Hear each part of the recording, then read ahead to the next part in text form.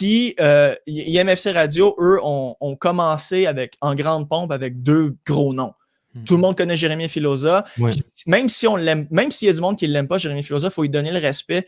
Parce que il fait son travail. Moi, j'ai grandi sur la radio sportive. Là. J'ai grandi en écoutant CKC Sport comme tout le temps. Là. Oui, moi aussi. Puis le seul qui parlait de soccer, c'est Jérémy Filosa.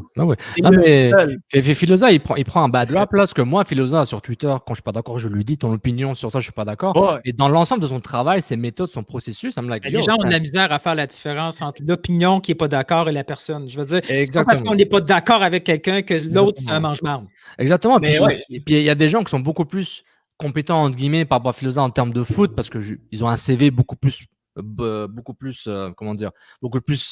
meilleur en termes de connaissance de foot, parce que c'est un ex-joueur, c'est un analyste qui a fait ça pendant 25 ans, juste le foot, et je suis aussi en désaccord avec eux qu'avec Filosa sur le même sujet, donc c'est une question d'équilibre.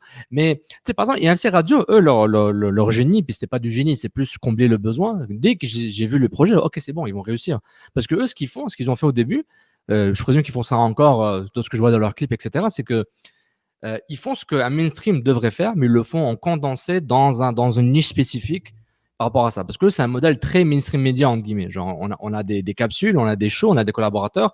Et tu pourras le confirmer, Tristan, parce que tu es un des collaborateurs. Puis, il y a un C Radio. Et puis, tu sais, puis ils ont mis la coquille, le branding super intelligemment par rapport à ça. Parce que ce qu'ils font là, TVA Sport, ils mettent $10 000 de plus, puis ils le font. Hein, c'est pas compliqué. Et j'exagère pour le $10 000 parce qu'ils ont déjà tout le contenu.